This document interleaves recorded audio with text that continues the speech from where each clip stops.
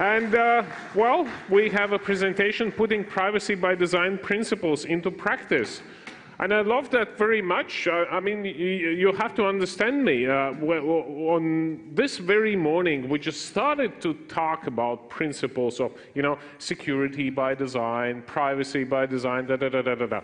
And now we are, in our second part of the day, talking about good practices of implementation such. I hope some of the companies already have them in place. Good. Okay, please, the stage is yours. Thank you for the great music. Good afternoon, ladies and gentlemen. Before I get started, I'd like to congratulate the organizers for this great event, and thank you for your warm welcome. My name is Adil Akkus. My background is computer science.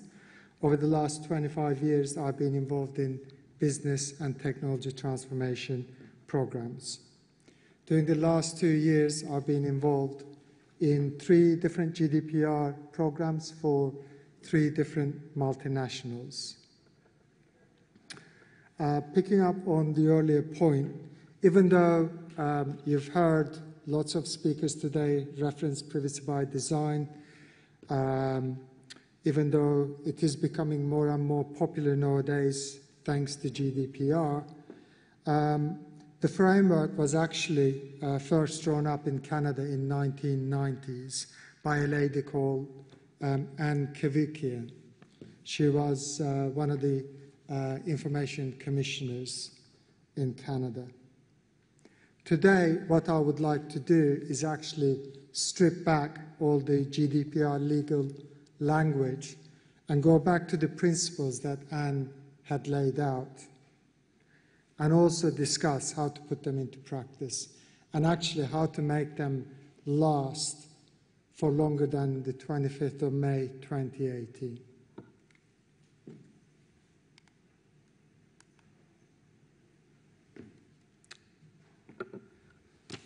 So, the reason data protection and privacy is becoming so important is that we are producing and consuming more and more data every day. And the experts predict that this trend that you see here is going to continue for the foreseeable future. So since the beginning of the world, actually we produced more data in the last 2 years than the previous history, which is a striking statistic.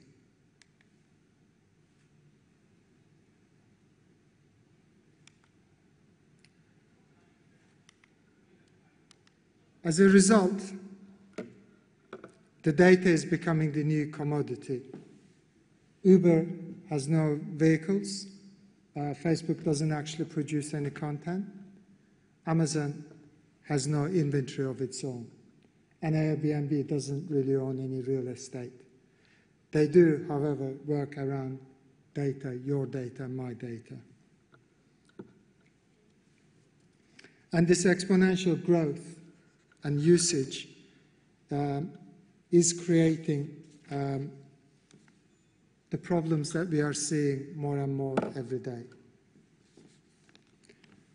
The top one I just came across a couple of weeks ago, so it's hot off the press, and since then I've seen at least 2 or 3 major data breach reports.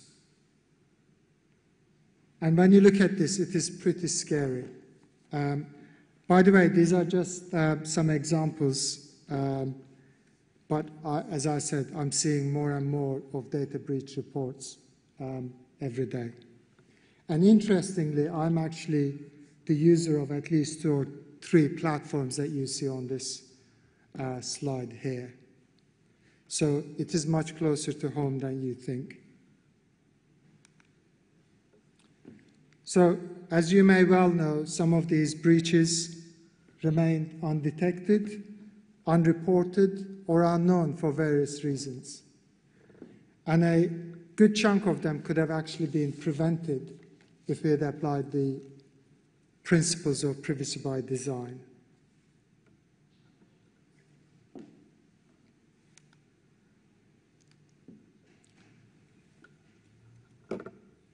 This is a striking statistic based on a recent study that IBM has done. And in fact, they're continuing to do this study year on year. So for each record of stolen data or lost data, your company is losing on average $150 for each record. And if you imagine 80-odd million in Facebook's case, this is a staggering amount. And this is without probably the GDPR fines and the damage to the brands either. So,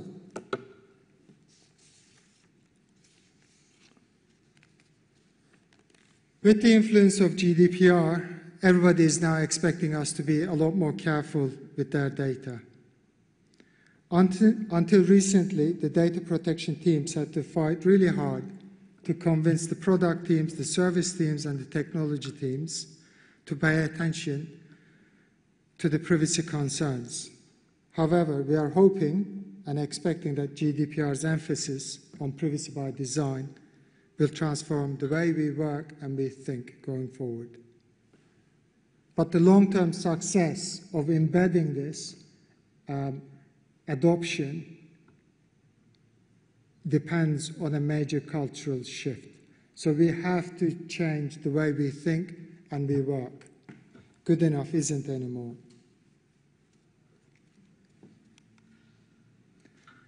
So, next few slides, I'm going to cover the 7 principles that Ann Cavoukian had laid out.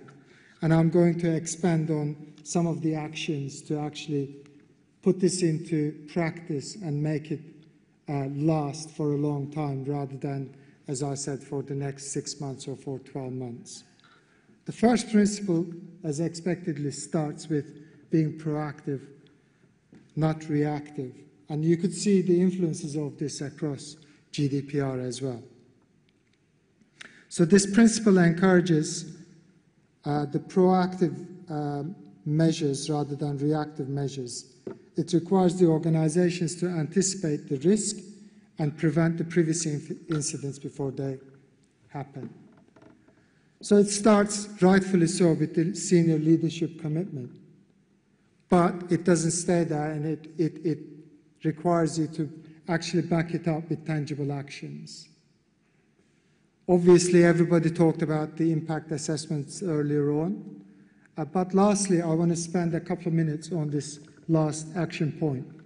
Share and demonstrate the privacy practices with diverse user communities and stakeholders. So, in my experience, I've seen the privacy champions or privacy networks, especially in the large organizations, to work really well. They help enforce the organization-wide privacy by design standards and guidelines. They become the link between the data protection officer and the business teams. They are the privacy advocates within the business and technology teams. They are also responsible for coordinating and tracking the privacy risks in the business teams and technology teams as well. Second principle, again, everybody talks about privacy by default. This is the key principle behind it. The principle promotes the maximum privacy protection as a baseline. It requires any new service or product to use strictest privacy settings by default, without any manual intervention from the user. Some privacy experts even argue that GDPR's push for the explicit consent, as in opt-in rather than opt-out, can be tracked back to this principle.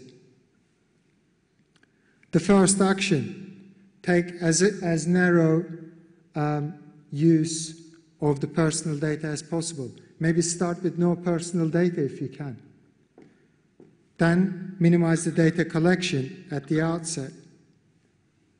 Limit the use of personal data for the specific purposes that you collected them for.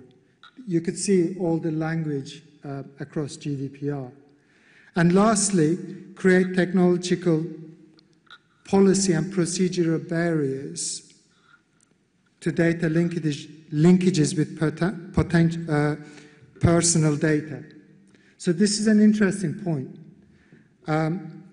because at the heart, what it is requiring you to do is to create firewalls between different sets of personal data so that they cannot be linked and used. And you have heard several references to this in the previous speeches. And again, the Google Analytica and Facebook might be a very good example of this, or not sticking to this principle. And this is still a major problem, especially with the in-home devices across the board. Thousands of in-home devices, such as wireless routers, baby monitors, are still being shipped out without the strictest privacy defaults. They still go out with the default password setting or maybe password, and it doesn't force the users to change those settings afterwards. And as a result, a lot of people's in-home devices are actually hacked into. A lot of people's baby monitors are actually streamed across the internet.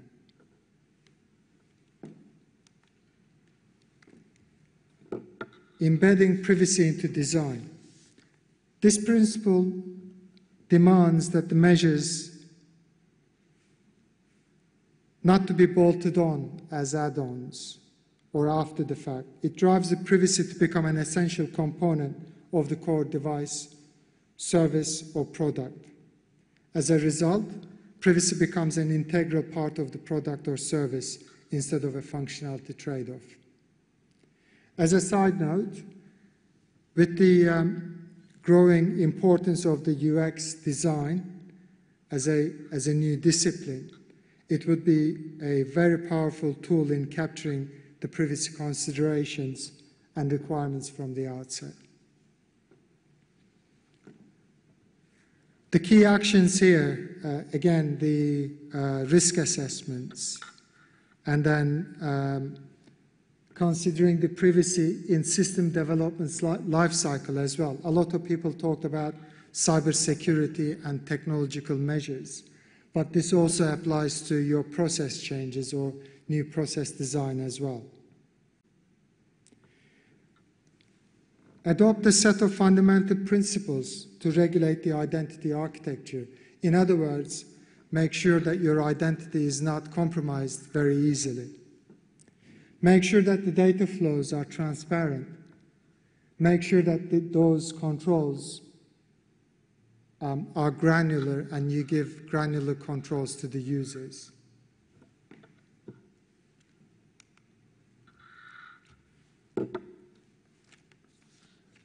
Full functionality, positive sum, not a zero sum.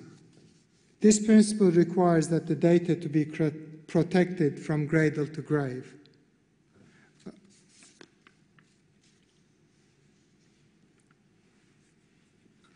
It encourages creating privacy by design culture where privacy policies drive rather than hinder growth or revenue. So in other words, privacy should not be a trade-off of new functionality or a project delivery deadline. It could be achieved if actually the privacy is embedded into the design from the outset. First action, acknowledge that multiple and legitimate business interests exist. It is not just about privacy or the new piece of functionality. Privacy is not a trade-off. Understand, engage, and partner with different business areas. Practice the 3 C's: communication, consultation, and collaboration to better understand and resolve multiple business requirements at the same time.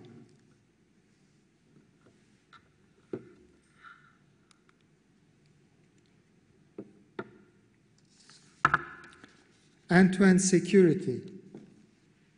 A lot of people have discussed this at length.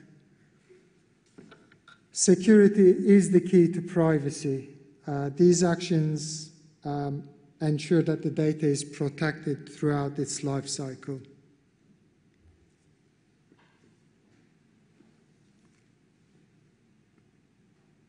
Employ encryption by default to mitigate the security concerns. One of the previous speakers was talking about the options to encrypt emails, for example. A lot of companies rely on the users to encrypt the data before they email out that document, whereas we have seen that in a lot of the companies it could be as simple as clicking a button in your Outlook email sent to encrypt your data.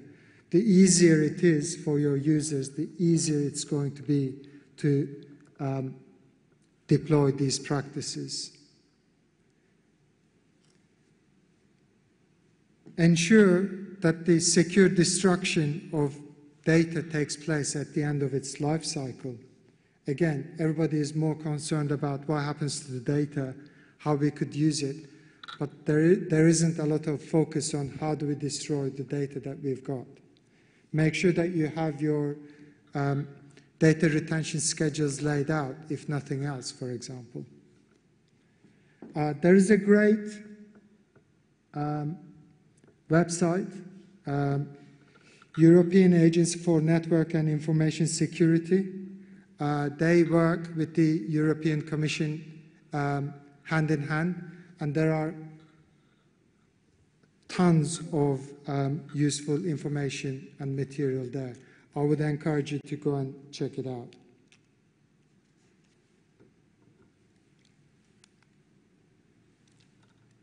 Sixth principle, visibility and transparency, keeping it open.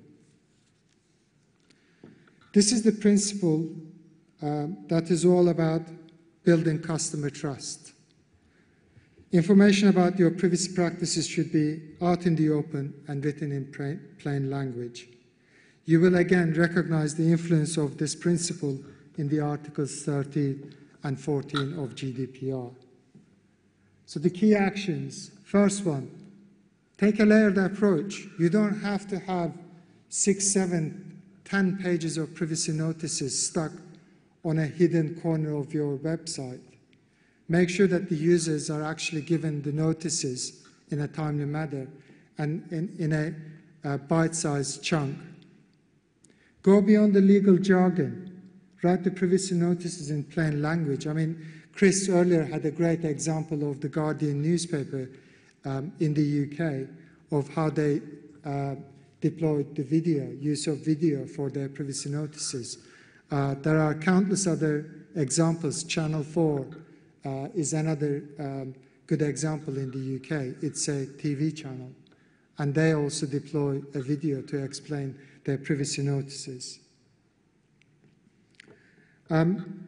Just last week, I actually came across a really good website, make a note of it, called Writers HQ. If you go past some of the bad language, it is actually written in a really funny and engaging way, but it actually conveys the right messages, and it actually does what it is supposed to do in explaining what happens with your personal data.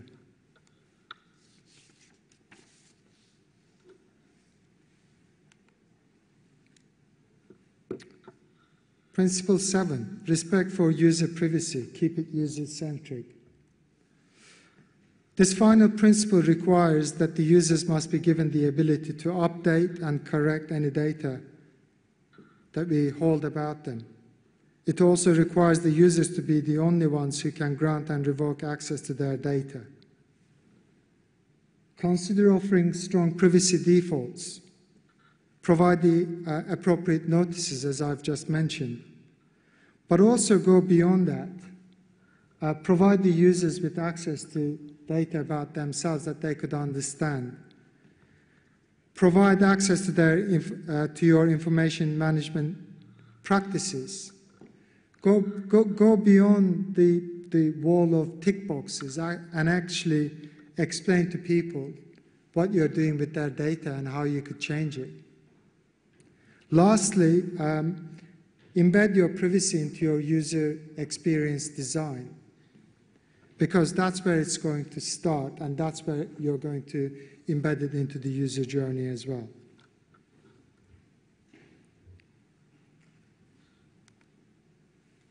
Just to finish off, good enough isn't anymore. You've seen several examples and you've read about plenty of other examples of major data breaches making the headlines. Adopting the privacy by design will create new procedures to follow. It will be onerous, but it is necessary in our changing world. Embracing the privacy by design principles will help reduce your privacy risks, but it will also make sure that this stays beyond the next 6 months or next 12 months. This is about making the culture shift. And lastly, use GDPR as an opportunity to improve your user experience, trust, and ultimately your business reputation. Thank you.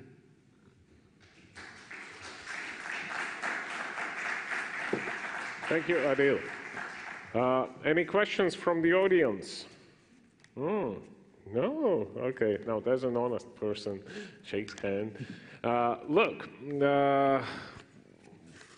you actually mentioned it, I think, in 3 slides, and you mentioned one of the issues that is not mentioned very much in this hall, collective damage done by stolen data, and positive implications on making or enabling some procedures of privacy by design. Now, if we can go back to your last slide, I'm not sure. Yes, thank you. This is magical. Okay. I honestly think many of the companies, the last one, yeah, the very last one, have actually currently got it all a little bit wrong. So I really think that many of the companies see GDPR not as your third point, user experience, user trust, etc. They see it as new legislation, obstacles, problems for the legal departments, problems for, well, one thing is culture swift culture change that comes from the management that just enables the company to be more open, more transparent, more honest with their customers, etc. Now, but there's another thing, which is a commercialization of user engagement. Honestly, there are not so many products left that are just sold as a product. This is just simple product. You buy it, you go with that product, you're happy, you maybe return after 5 years buying a new one, etc. Now, everything revolves around some user experiences, about some additional stuff the items we buy can do, about those items being connected, about servicing your wishes, needs, and experiences by using this product, with businesses trying to move from one-time purchase business to monthly payments. Yeah. So, in that sense, where do you see what is the company? What kind of characteristics does it have in order to comply with the third one? In order to wish to do that? In order to understand that the loyalty of the customer base is much more important than just pure engagement for the sake of monthly payments. So bottom line hurts. The Facebook has already lost a lot of user value, yeah. But a lot of people are also committing Facebook suicide. Mm-hmm. They are consciously trying not to use or not using Facebook. And again, users actually do have a lot of power in how the companies behave. It is not just about the value exchange to a certain extent if they don't trust your brand. So we were debating earlier about the large amounts of data or actually loyal customers. How do you monetize better? Mm-hmm. And again, the good practices will make a difference. We are already seeing that companies are stopping doing business with certain other companies by choice because they don't trust that the right controls and measures are in place. It is the same with the users. As we move in to the next year, we will probably see more and more of these. We are already seeing lawsuit actions. We are already seeing activists. For example, in Germany, I think one of the groups have signed up to 20,000 volunteers to get their data off one of the credit rating agencies so that they can reverse engineer their algorithms, for example. There's going to be more and more of these, but if the users actually trust your brand, they're going to be more loyal. Yeah, you're right about this, but trust creates loyalty, and I absolutely agree with that. And loyalty brings more business. We know that. I mean, there are a couple of brands where the users are so loyal, they don't question the processes, the design of the products the company is building, selling, and the processes and the way in which customers are serviced. So love is blind, you know. Well, I know a lot of people are, for example, just as an example, are loyal to Apple until everybody's private pictures were splashed all over the internet because somebody managed to hack in. Mm-hmm. So I suspect those users will not have the same loyalty to Apple.